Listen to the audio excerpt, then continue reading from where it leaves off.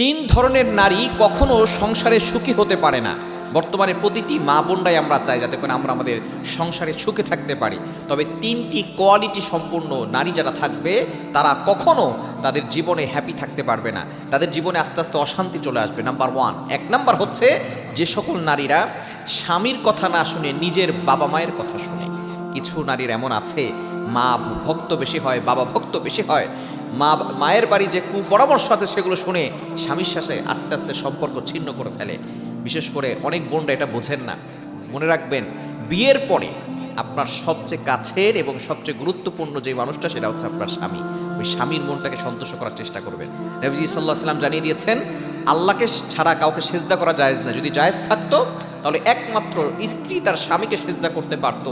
যেহেতু কাউকে সেজদা করা জায়েজ নাই, এজন্য স্ত্রী স্বামীকে সেজদা করবে না। তবে অবশ্যই কতটা গুরুত্ব বোঝানো হয়েছে কেন মাজিদ আপনি কল্পনা করতে পারছেন। এবং নারীরা 4টা কাজ করলে জান্নাতি, তার ভিতরে অন্যতম একটাই হচ্ছে আতাআত বালাহা, অবিয়াস দ্য হাজবেন্ড, স্বামীর খেদমত করা।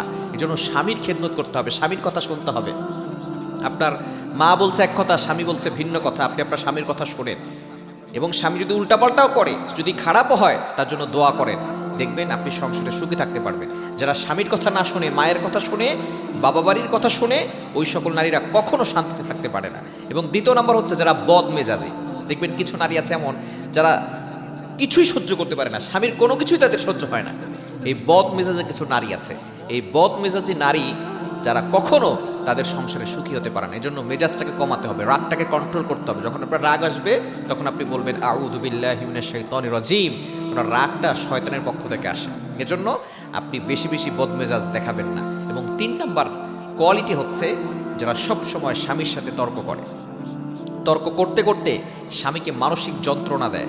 স্বামীর সাথে কখনো ভালো করে কথা বলে না, খ্যাট খ্যাট সবসময় করতেই থাকে। স্বামীকে কখনো মানসিক শান্তি দেয় না। যেই সকল নারীরা, ওই নারীরা কখনো শান্তিতে থাকতে পারে না। এজন্য একজন স্বামীর তার মানসিক ডাক্তার হচ্ছে তার স্ত্রী। স্ত্রী চাইলে একজন স্বামীকে শান্তিতে রাখতে পারে। স্ত্রী চাইলে একজন স্বামীকে দুনিয়া থেকে একেবারে চিরতরে শেষ করে দিতে পারে। এজন্য স্ত্রীদেরকে ভালো হতে হবে। স্ত্রীরা ভালো হলে স্বামী দুনিয়াতেই জান্নাত ফিল করতে পারে। আর স্ত্রী যদি খারাপ হয়, স্বামীর দুনিয়াটাই কেমন যেন জাহান্নাম হয়ে যায়।